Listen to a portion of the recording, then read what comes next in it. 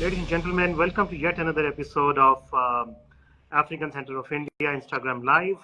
And today we are talking about India Africa Connect, Rising Economies and Shared Dreams. And today with me is a very eminent personality, Dr. Rowden, who has just come out with his new book, India Africa Economic Relations in the New Global Economy. Dr. Rowden, welcome to the show. Thank you very much. It's an honor to be here with you. It's a pleasure for the entire African Center of India team here in New Delhi, India, Dr. Rowden, to have you today in this show. And before we start the program, I would like to briefly introduce Dr. Rowden, who is an author, an academic, and expert in development economics. Particularly, he has been focusing on South-South countries. And he's also been working with several international non-profits and UN agencies, and also been at American University in Washington, D.C. and the Golden Gate University in San Francisco. And today, I'll be discussing with Dr. Rowden about a very important aspect of Indo-African relations, which is the economy, the trade, and which, Dr. Rowden, just a few days back, in fact, 2 days back, I was at the Africa Day celebrations here in New Delhi, where the Foreign Minister of India, Mr. S. Jaishankar, was the chief guest, and he also expressed his, a lot of positivity that India-Africa relations, especially economic relations, are growing at a very fast pace. But my question to you, Dr. Rowden, is, whenever we talk about Africa and India, we talk about our, cultural assimilations. We talk about our shared histories, our past, and we have been supporting each other for generations.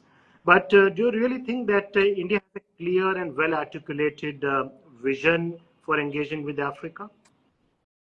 I think that well, thank you for the question. I think that the relationship is, there is a very clear commercial interest. But what I think is interesting is how politically it has changed over recent decades. Yes, there is an interest in foreign investment in Africa and in trade with Africa, between India and Africa. But it's politically speaking, it has really changed. In the earlier decades, you had there was a lot of solidarity about independence, national independence for the African countries, and a sort of an anti-colonialism that both India and African countries shared. A sense of camaraderie about anti-colonialism.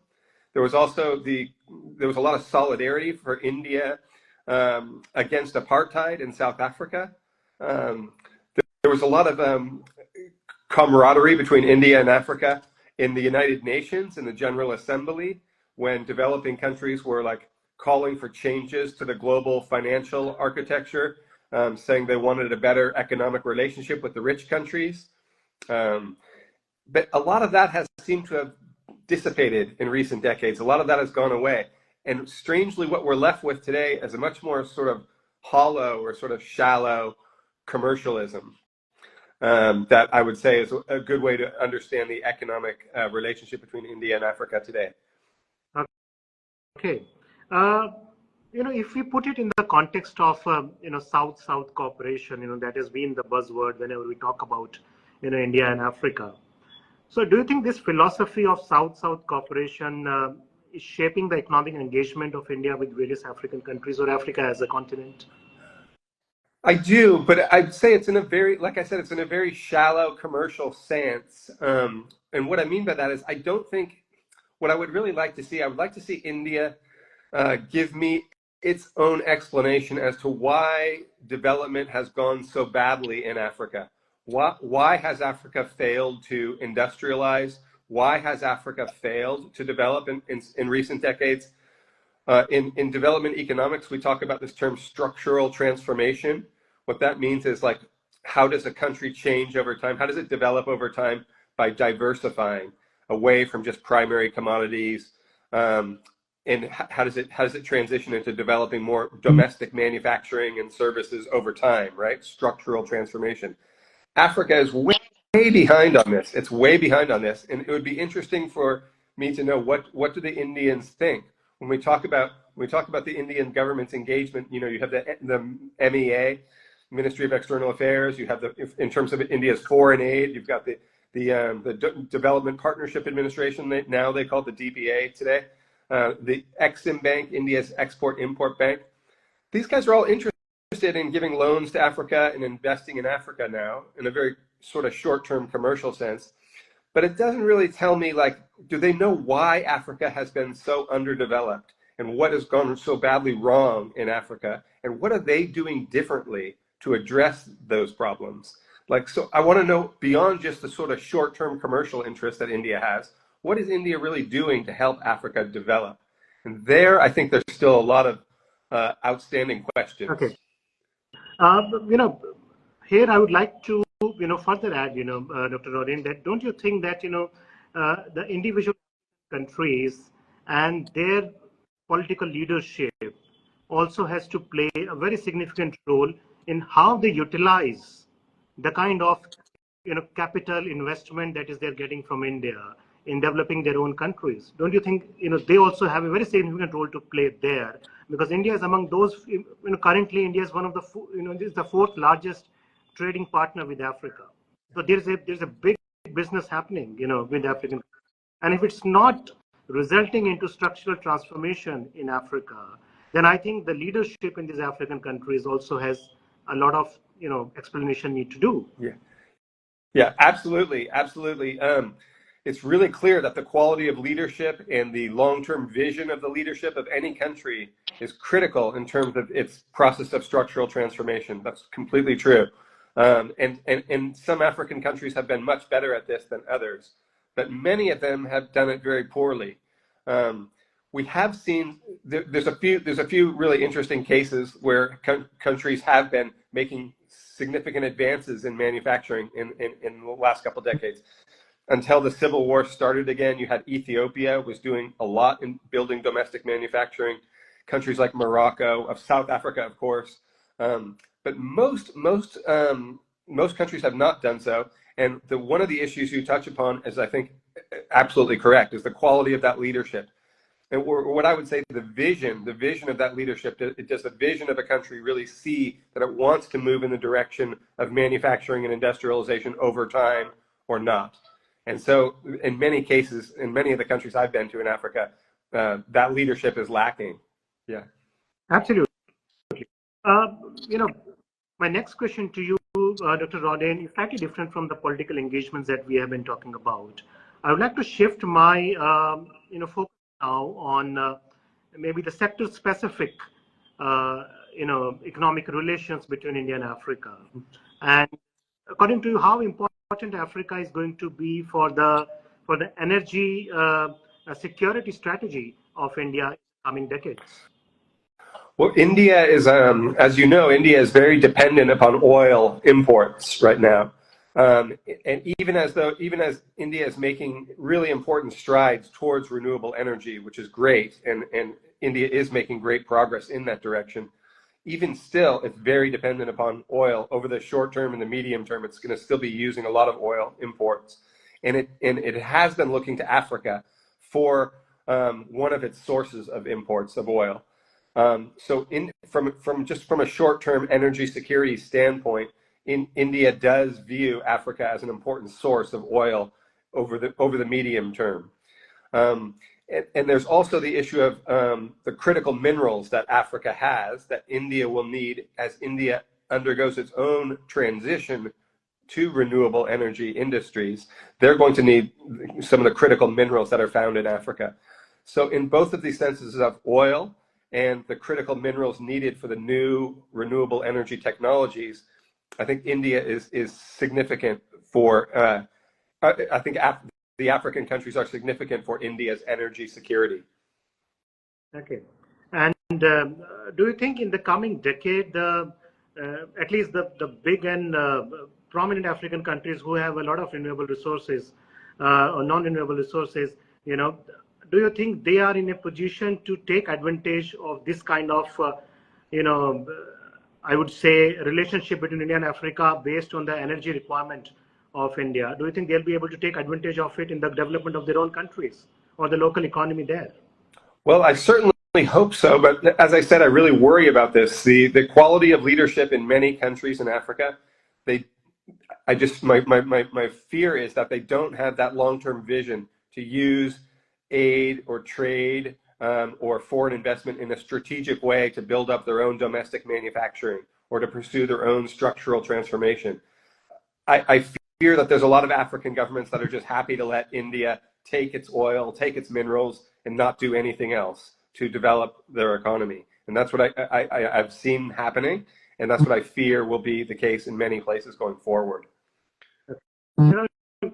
Last to last year when India was heading the G20, and the African Union was also made part of it here at New Delhi, and now African Union is playing a more important role, an expanding role, I would say, in the G20 deliberations. Do you think that is going to have some impact overall in the politically? I would say it will have some impact on the strengthening the local political leadership in these countries, or will it have an impact on overall economic growth of the country, or Africa would have a better in the global developments at a bigger level? Do you think any impact like this would be there in the future to see? Well, again, like I said, one of the problems is the quality of leadership in Africa, the lack of vision for long-term structural transformation among the various leaders in Africa. That's one of the problems. That's a domestic sort of political economy problem.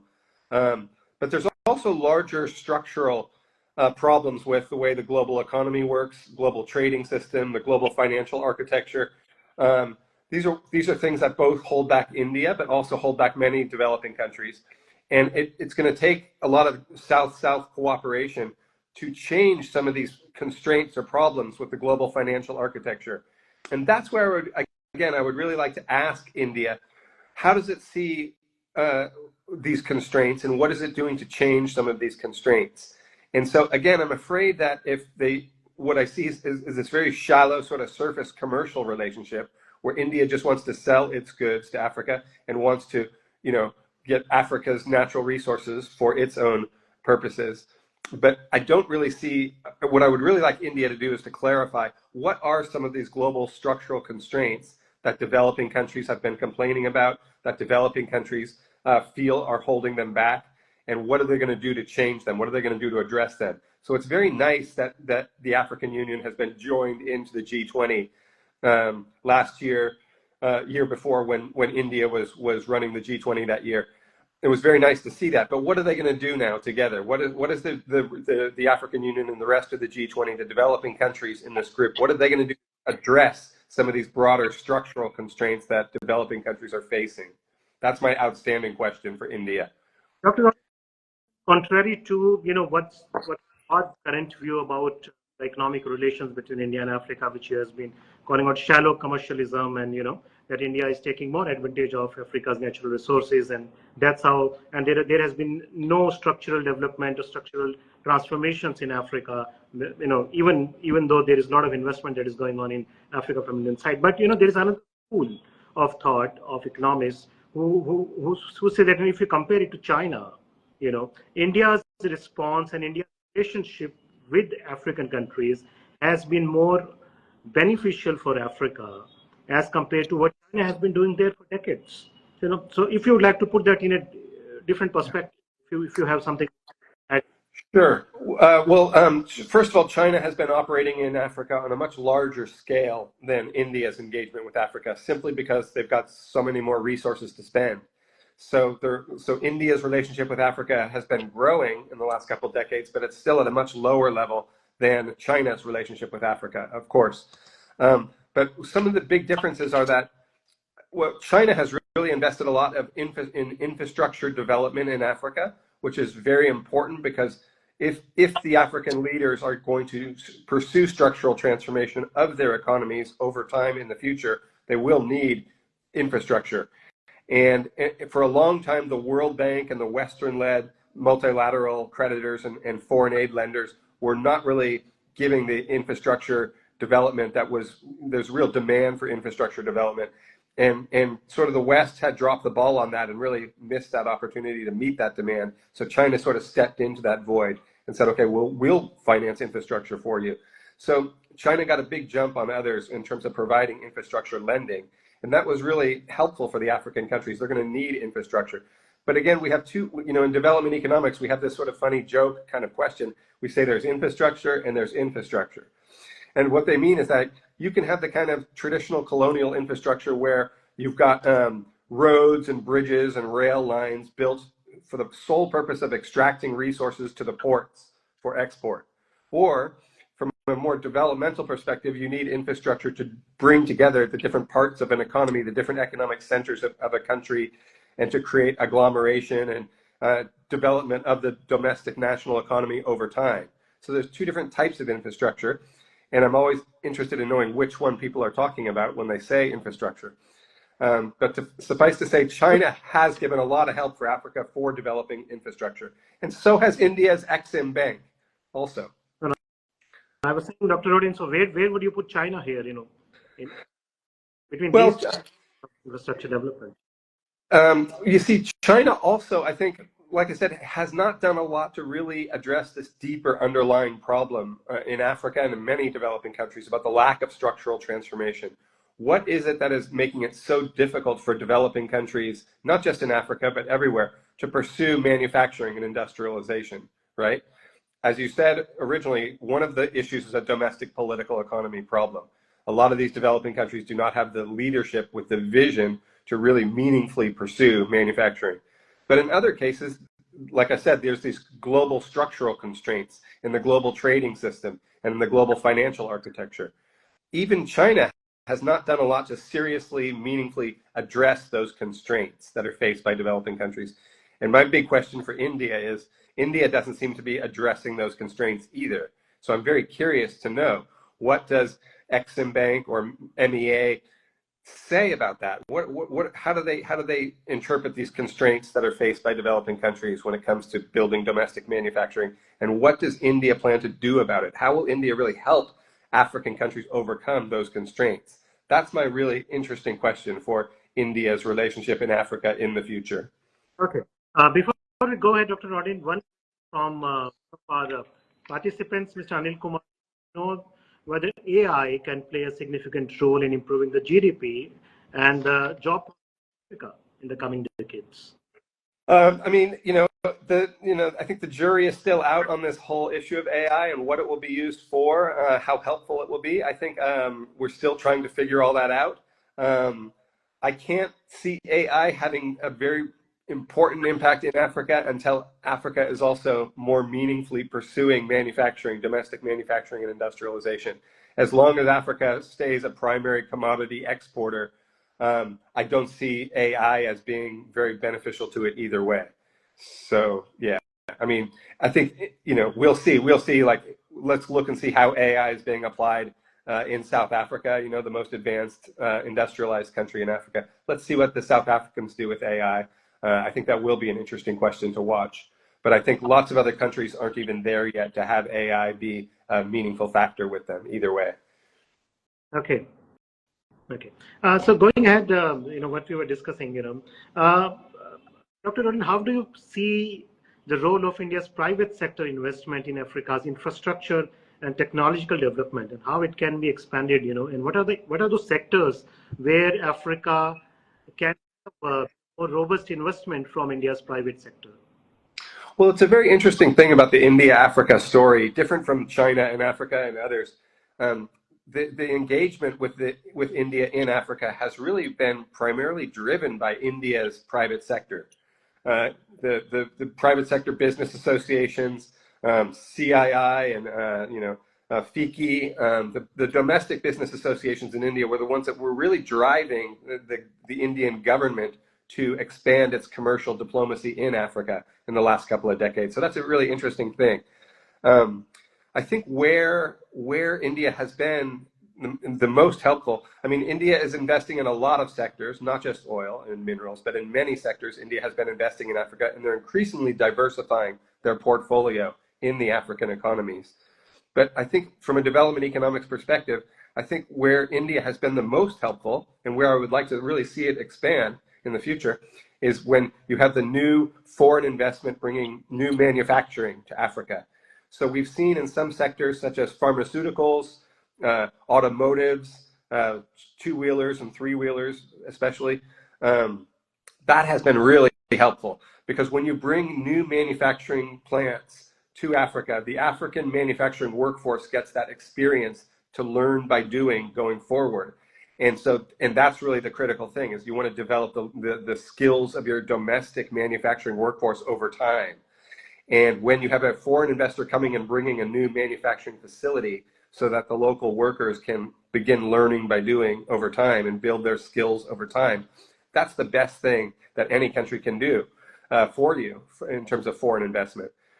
So I would really love to see Africa bring more foreign investment in terms of actual manufacturing. It's one thing to build things in India and sell them in Africa. That's fine. That's just commercial policy. But if you really want to help Africa develop in terms of enabling structural transformation over time in the future, then you want to bring more manufacturing plants to African economies.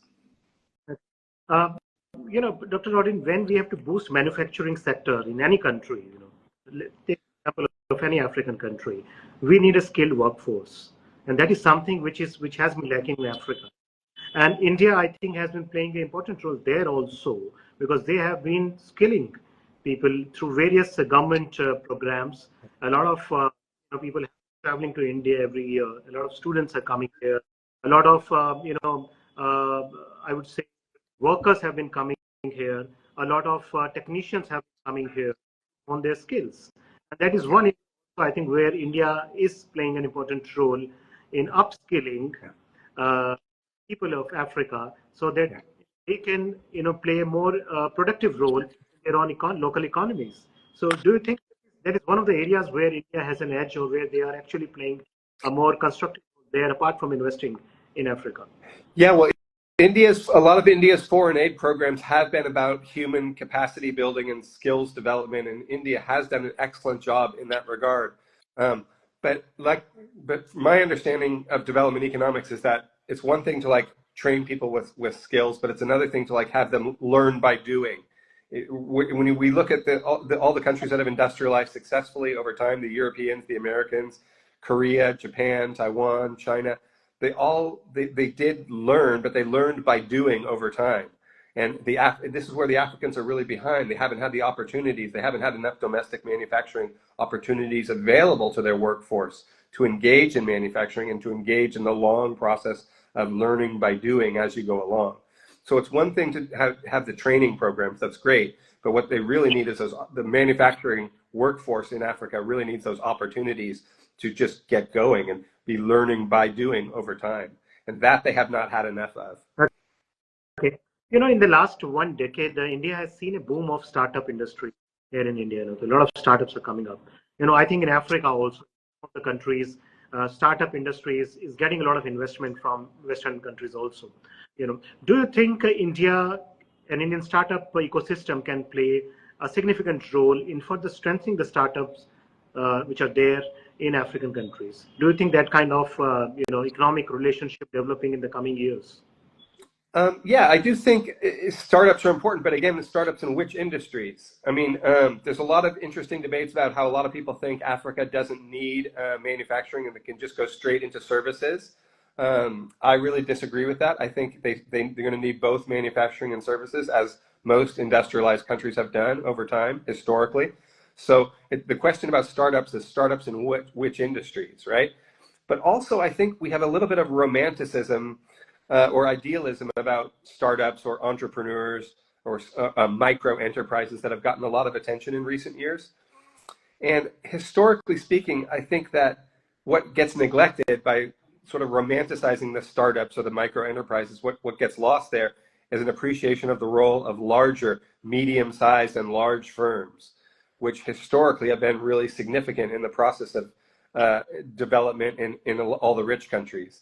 So, I mean, it may not be as sexy or exciting or new to say, oh, we have to build this medium-sized firm and give government support with industrial policy to some medium-sized firm or large firm. People don't care about that or want to hear about that. They think the idea of some new little micro entrepreneur getting some great idea and expanding is just it's captivated our imagination so much that I think we sort of miss we sort of miss the forest for the trees by not seeing that, what countries really need is a good, solid industrial policy that builds up their own domestic champions and their large firms and the medium-sized firms as well. So when people talk about startups and micro enterprise, I feel like that is an element that gets sort of lost. Okay. And, I can point out specific sectors where India has, I would say, very significant plans they have for investment by the private sector, and also support is coming from the government, like reforming the agriculture in Africa, in several African Mm-hmm. countries. Medical tourism is one area where government is, promoting, because we are providing more affordable and quality, you know, medical services to Africans here. So, Right. you mentioned that, you think not just, you can't directly go to the services, manufacturing is important to grow, but don't Right. you think coming as services are going to be the highest revenue generator for these countries, and by making a shift towards services would be a an interesting strategical move for some of these countries as to, the process to grow their economies is concerned? I think services are certainly very important, but what I would, the point I was trying to make earlier is that uh, no country has ever industrialized successfully on services alone. So the reason why manufacturing is so important also is because, again, that learning by doing over time of the manufacturing workforce that builds the skills so countries can produce more and more higher value added goods over time. And that's the way countries can really raise wages over time. And when you raise wages, you build the domestic tax base, you allow the government to scale up public investment and provide greater social services. So that thing about what's dynamic about manufacturing that's different from services is that learning by doing quality, that ability to go up the higher and higher skill level over time, that's what raises wages. And there's this really interesting thing where when you have the manufacturing sector raise wages over time, there's this sort of spillover effect for wages across the whole national economy. So manufacturing is really more, I would say, more dynamic or more significant than services, although services are equally, services are really important also. So I wouldn't say it's either or, and I certainly wouldn't say that they should only focus on services only. You really need both. Okay. So looking ahead, in the next one decade, uh, what, according to you, are the key reforms that are required to strengthen Indian African economic relations? Well, Make it but I beneficial think, both, yeah, both I for India. think both. I think both India and Africa need much more ambitious industrial policies. And today it's really strange because you see, the US realizes it's fallen a little bit behind China in some strategic sectors. So starting with the Biden administration, we've been very gung-ho about much more new ambitious industrial policies for some of these strategic sectors that we're trying to compete with China. The Europeans are following suit with their own industrial policies. The Koreans, the Japanese, everybody's like the Chinese, of course, they're all tripping over themselves to see who can have more ambitious industrial policies than the next guy. And yet, at the same time, all the developing countries are still afraid of violating the WTO rules. When countries joined the WTO, the World Trade Organization, in 1995, they agreed to not use a whole range of industrial policies. And as they've signed free trade agreements and bilateral investment treaties over the years, they've agreed to give up even more industrial policy tools. So again, I would love to see what India is going to do about this to help Africa in the future.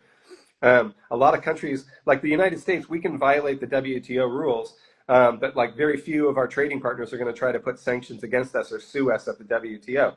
But for smaller countries, if they violate the WTO rules they've agreed to, then their trading partners can do countervailing duties and trade sanctions against them. So we have this problem where we have a set of rules that countries have agreed to over the last few decades that sort of limit or hold back their ability to pursue domestic manufacturing with ambitious industrial policies.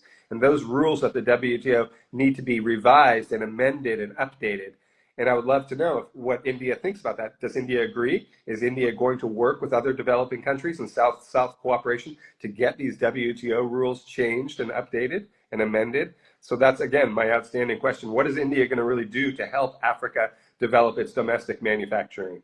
That's, as a development economist, that's my main question. And it's really unclear what India wants to do other than short-term commercial trade.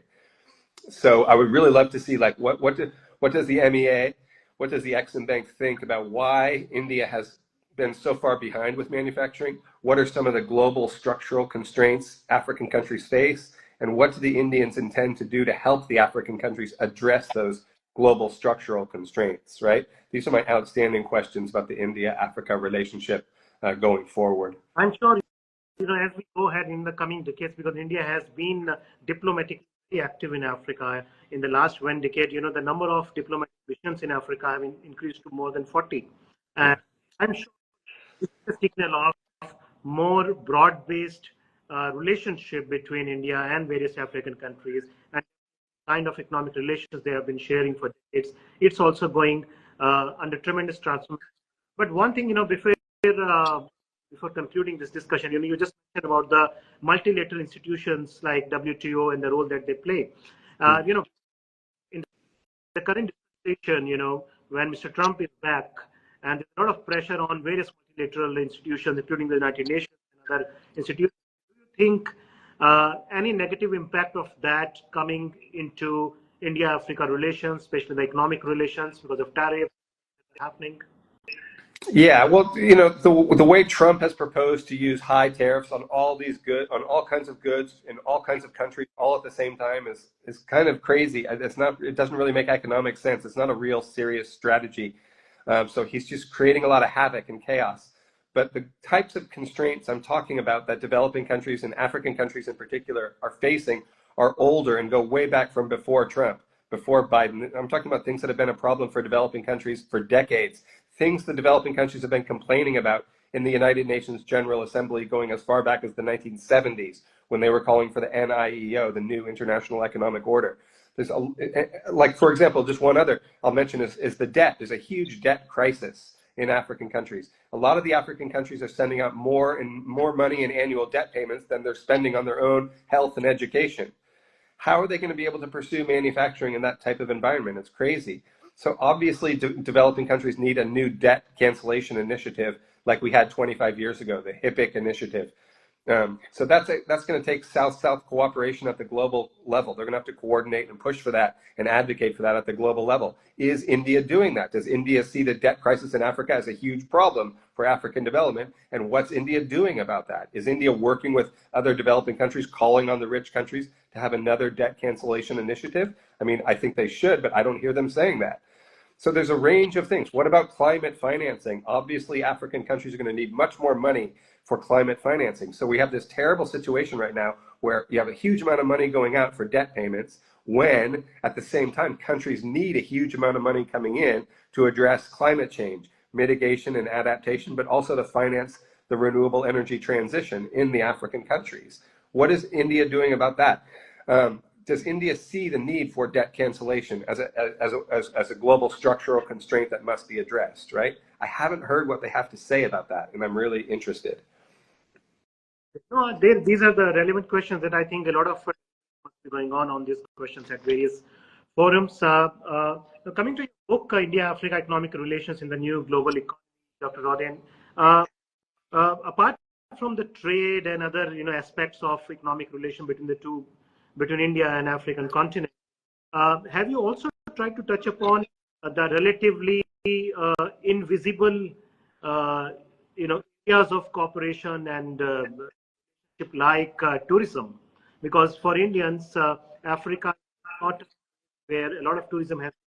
So I think a lot of potential is there if African countries try to promote their specific countries as preferred tourist destinations for India, because Indians travel a lot and they spend a lot of money in travel, but yet Africa is not been on the tourism. One area I think African can play a more significant role in marketing nations too. Secondly, films. India has been a big market of films, and in several African countries, whether it's Nollywood or the Kenyan film industry, potential of collaboration between Indian film industries and specific countries. But that has never been explored. So in your book, have you tried to touch upon that as well? Well, I do think that there is a lot of interesting deepening of the cultural relations between India and Africa. That in an interesting way, it's going beyond just a few countries where there's a large Indian diaspora. So traditionally, the Indian-Africa relationship was based primarily in those countries that have a large Indian diaspora community. So Kenya, Tanzania, Uganda, and South Africa. But in recent decades, you've seen as the commercial relationship expands into other countries as well, you are seeing a broadening of cultural ties between certain African countries like Nollywood in Nigeria and India and Bollywood in India. And I do think there's scope for increasing those kinds of things. Yeah, I think those things are important, but more from like a social or political or cultural perspective. I don't think tourism alone, I think tourism alone can help and can be helpful, but I don't really see it as a very significant economic development strategy for African countries. Why I am talking about this aspect is because if we see it in totality, there have been traditional sectors where India has been making a lot of investments, a lot of collaborations have already been happening with India and Africa, but these are the aspects that have been not explored much. And given the population in both India and Africa, given the young population in both India and Africa, which is also in a way other consumers of these kind of services, and this definitely add on to a lot of to the new economic relations in the coming years between the two countries, India and African continent. So that's why I was also emphasizing on that. So coming back to the book, Dr. Rowden, where your book is available, how we can buy your book and read it. Well, right now the hardcover is available, but it's very expensive. So I'm waiting. I think in the next few months, the paperback version will become available, which is much more affordable. But there's also the e-version, the electronic version, which is available, which is much more affordable, and that can be purchased online in lots of places. Available. Okay. So are you working on another book? What's I am. I'm working on a book about necessary reforms to the global financial architecture. So again, some of these things I was talking about earlier, like industrial policy rules at WTO or debt cancellation. There's a whole range of constraints that developing countries face. And so again, when I get back to the India-Africa relationship or the whole idea of South-South cooperation, I'm really interested to know, like, what is India going to really be doing to help Africa and other developing countries face some of these global structural constraints? That's still the most interesting, outstanding question for me. I haven't heard Exim Bank or MEA really articulate what they're going to do about some of these other broader structural constraints. So I'm waiting to see what they say and what they're going to do to really help African countries develop.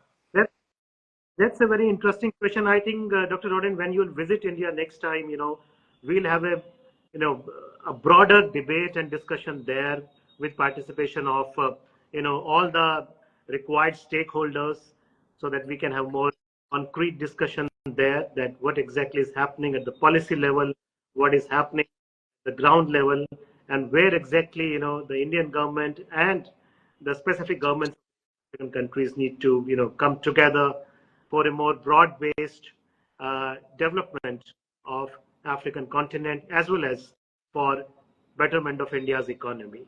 So I think that's where we would like to end today's discussion.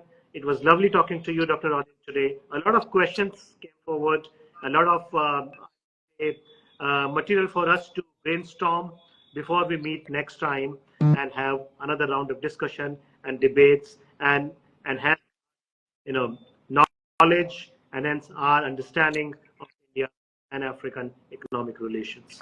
So, Well, I look forward to continuing the discussion. As you said, we should definitely have a broader discussion and bring in people from both India and Africa to have this discussion in the future. Absolutely. I look forward to it.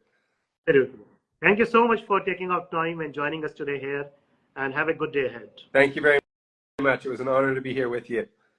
Thank you.